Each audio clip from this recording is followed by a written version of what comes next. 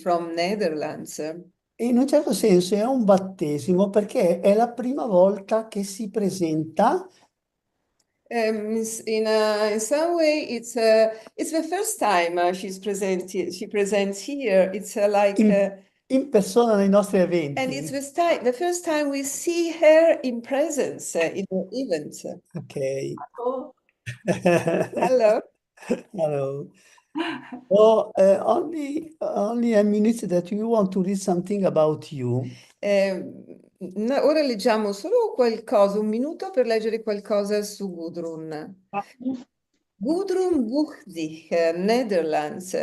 She is a certified yoga teacher with an advanced qualification of 1,500 hours. And she is accredited to train and certify yoga teachers internationally. Since 2012, she has conducted yoga teacher training courses across Europe, Asia, and the USA. She leads the yoga therapy, asanas, and pranayama department at the Maharishi College of Perfect Health International, where she has developed and implemented specialized training programs, including the Maharishi Yoga Asana Instructor Training course and the Maharishi Yoga Asana Masterclass. In addition to her expertise in yoga, Gudrun G is a certified face yoga teacher, personal life coach, and pain therapy coach. She also works full-time as a deputy director at Maharishi Ayurveda Products, Europe in the Netherlands. The title of her lecture is Maharishi Yoga Āsanas. Okay, Gudrun. Oh, this was a nice introduction. Thank you so much. Am I audible? Otherwise, I use a headset. Can you hear me clearly? Can you hear me well? Yes, absolutely. So I don't need a headset. Wonderful. Yes. So I'm so excited and I'm so happy that you invited me to speak on this wonderful online congress on yoga. And my presentation is a little bit designed also for beginners who hopefully will later see on YouTube the presentation so that they get an understanding. I enjoyed everything what happened today so much. Amna, wonderful. Everything was great. Yes, I'm Gudrun and I began practicing yoga when I was 20 years old. And I've had the opportunity and privilege to teach participants from more than 40 countries around the world. So I would like to look at different perspective on yoga today with you. We anyway do that, so not as a physical exercise, but as a profound path to inner development. We will not practice yoga asanas in the sessions, otherwise I would look also a little bit differently, but we will explore the deeper meaning and also the history a little bit, how the asanas can refine the functioning of the nervous system and gently expand our experience of consciousness. Yoga as a living path toward integration, clarity, and ease. And I liked what was said this morning about the mantra with the breath. It was wonderful. So I prepared a little presentation. I will now share my screen, and please let me know if you see the screen already. Yes, everything is okay, Gudrun. Okay, so this is a presentation, wonderful. So then, this is the title, you said that, how Maharishi Yoga Asanas refine the nervous system and expand consciousness. And what is yoga really? Let's take a moment to reflect on what yoga really means. Before we dive into the practice, it's helpful to look at where yoga comes from, what its core ideas are, and how some common misunderstandings have shaped the way we see it today. Yoga has become one of the most popular approaches to holistic health, offering a wide range of scientifically validated benefits from better sleep and digestion to greater resilience, flexibility, and stress relief. We know all that. When the topic of yoga arises, if you ask people on the street, what is yoga? And it's commonly associated with the practice of asanas, the physical postures, often performed in a way that resembles gymnastics. No? People say, oh, I'm sweating, I had a very good workout, I did yoga. So that's not what we want in Maharishi Yoga Āsanas, or in general, I guess, because the true essence of yoga lies much deeper. At its core, yoga signifies unity, and it is essentially a state of consciousness, an experience of our inner self, the source, an infinite reservoir within us.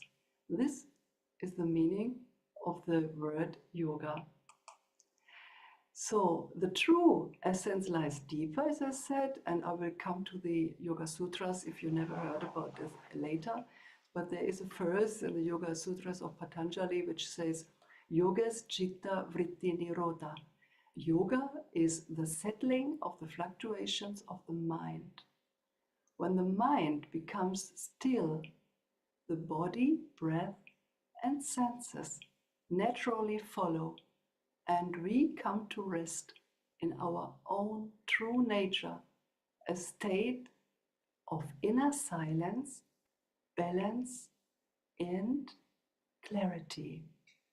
Yoga practices help us to gain that inner experience, the state of yoga during meditation.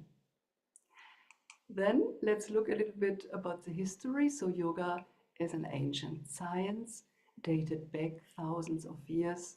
It is rooted in the timeless wisdom revealed through the inner vision of rishis. The word rishi means seer, and Maharishis. Maha means great, great seers, therefore, in deep meditation.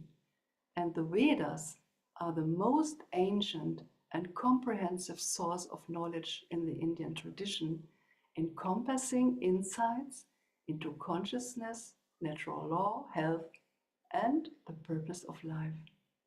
As a discipline, yoga is one of the so-called 6 darshanas, systems of knowledge in the Vedic tradition, offering profound insights into the nature of life, consciousness, and human potential. The system of yoga, the yoga philosophy, was later laid out by the seer Maharishi, great seer Maharishi Patanjali, in concise aphorisms. I just mentioned that, the Yoga Sutras, and they are divided into 4 sections. Maharishi Patanjali also described 8 limbs of yoga. I think there are also lectures on the Ashtanga yoga, the 8 limbs, for the development of yoga in all areas of life, from the outermost to the innermost. Ashta means 8, Anga means limb. But over the time, the classical texts have been widely misinterpreted. Yama, niyama, asana, pranayama, pratyahara, dharana, dhyana, samadhi. These are the 8 limbs, and a detailed explanation is now, there's no time for it, and we will hear about it during the Congress, but we can say that they describe a complete path of personal transformation, ethical living, physical and breath regulation, refinement of the senses, and the inward journey of the mind towards stillness, clarity, and finally, cosmic consciousness, enlightenment, samadhi, we say. The angas, the limbs, have been taken historically as steps instead of limbs. The common understanding and teaching these days is still understood as a sequential process, where each limb is a step that leads to the next.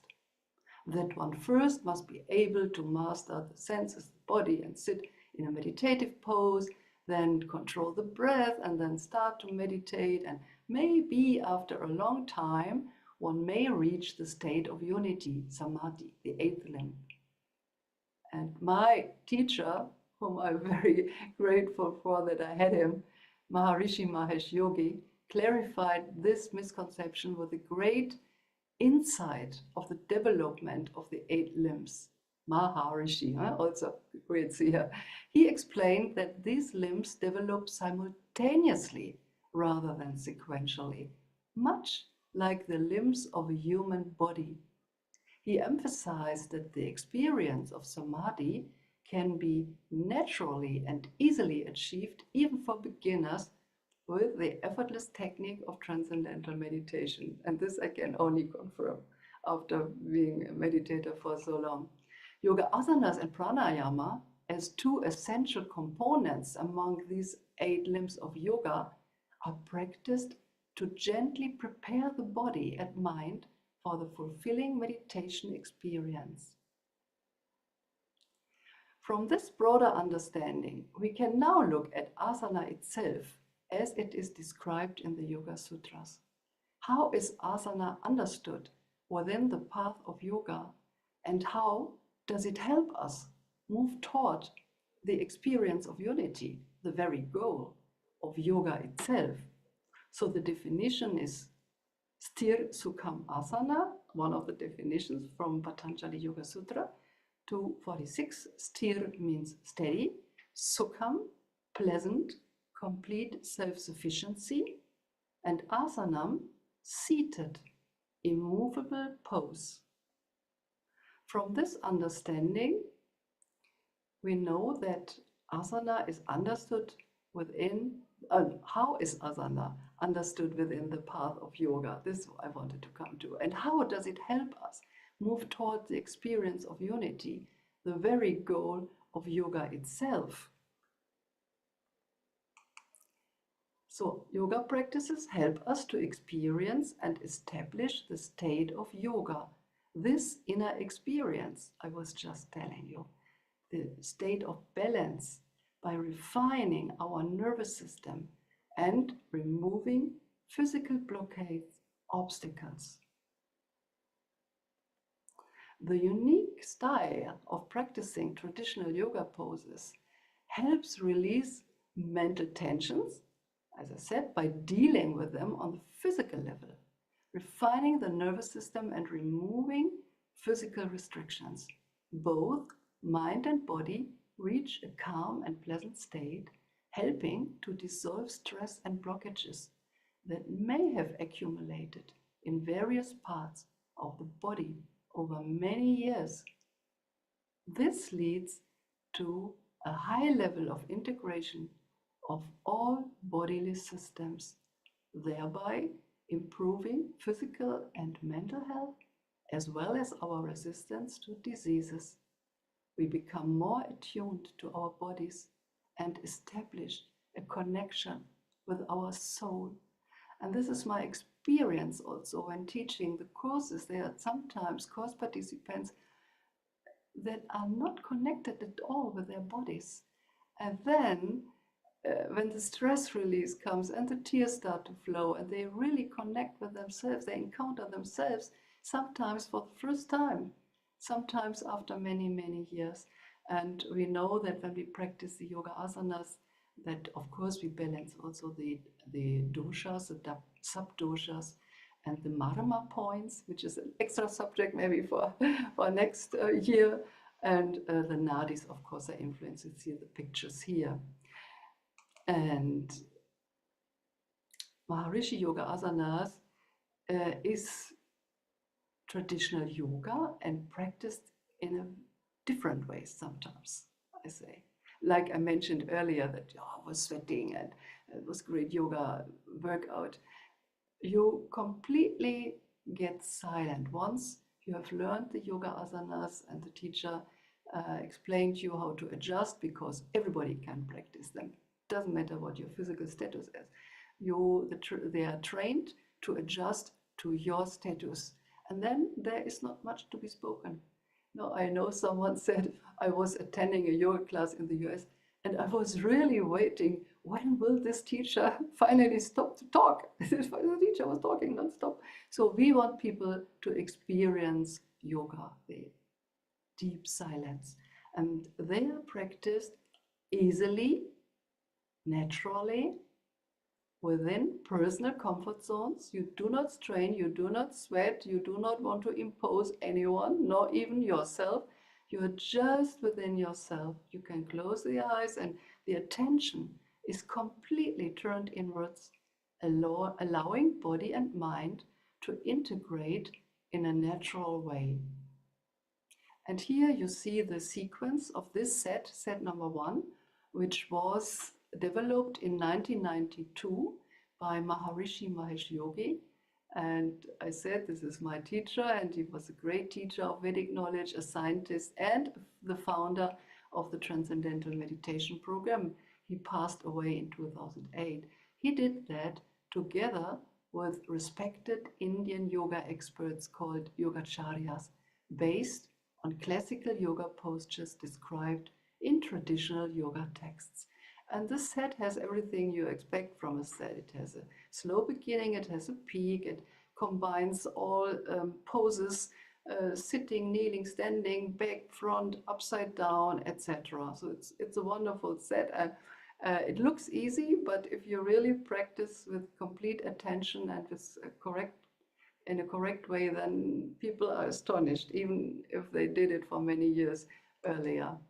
And Maharishi Yoga Āsanas stand out due to their unique characteristics or special characteristics, which include being holistic and systematic in approach.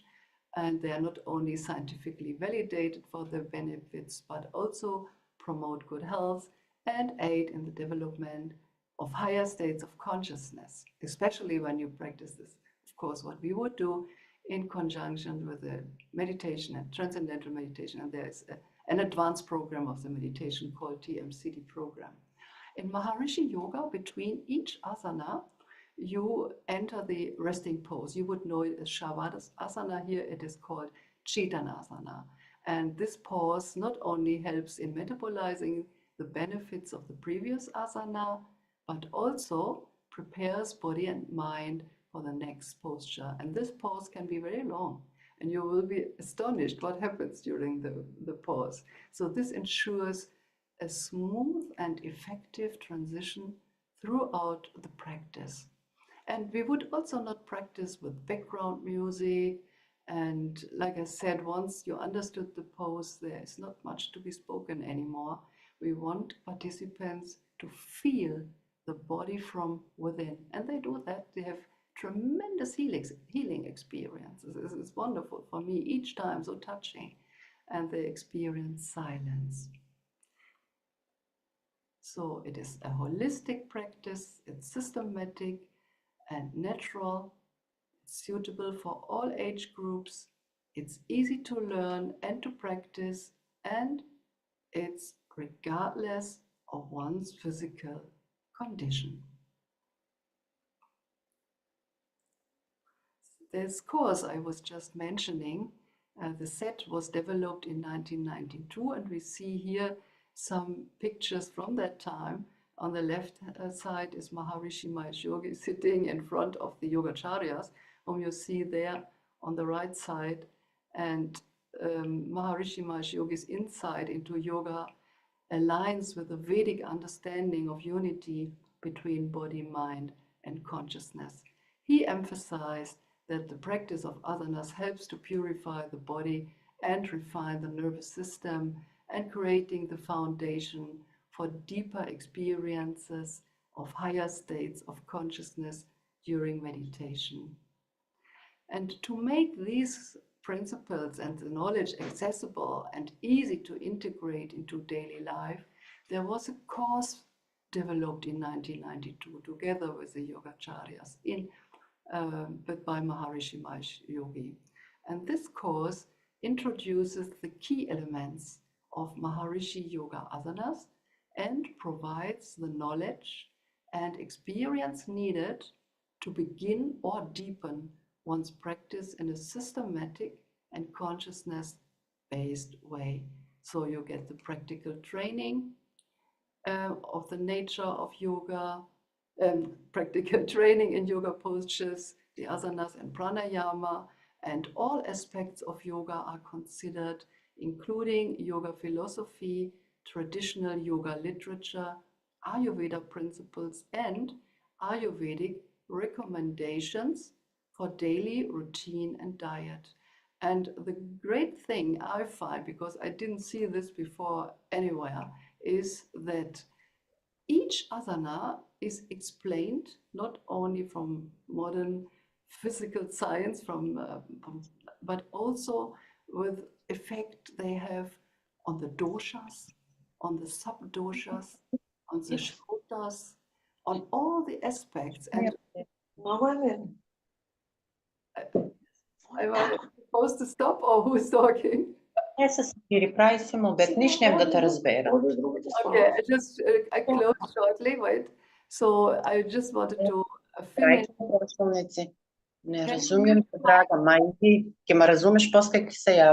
Can you mute your mic, the other person, please, in the Zoom chat? Thank you.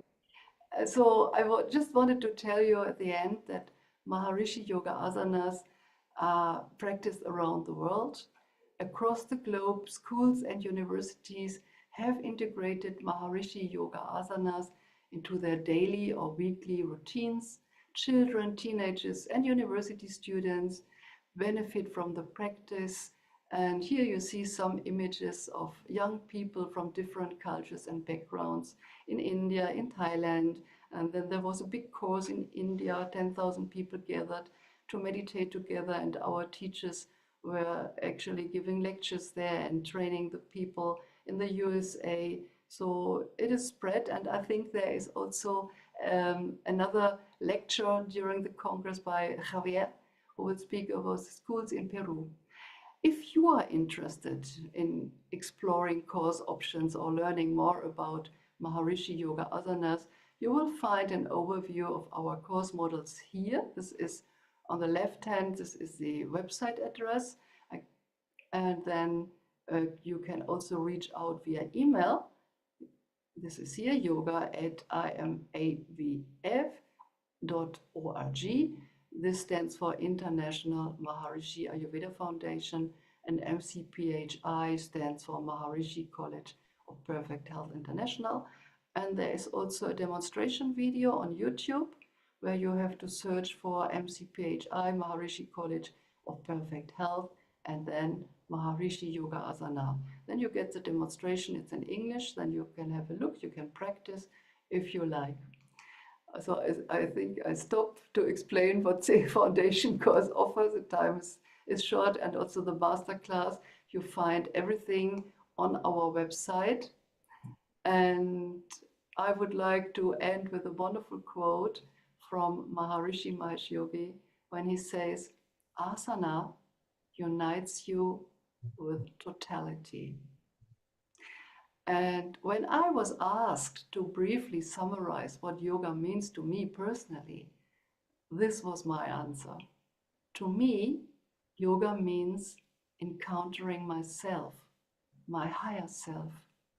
It gently brings me from thinking into feeling, where thoughts dissolve and unity is experienced. The time I spend in yoga fills me with deep bliss and a profound sense of inner fulfillment. So I would like to thank my teacher Maharishi Mahesh Yogi, but also all my yoga teachers, and at the first position my dear first teacher Gudrun G, who is now Vice President of the European Yoga Federation. I'm very happy that I meet him here, once being his disciple. And I thank you all for being here with us today, and I wish you good and perfect health and bliss and happiness and a long life through the light of yoga. Namaste. All the best. Grazie, Gudrun, grazie. Thank you so much, Gudrun.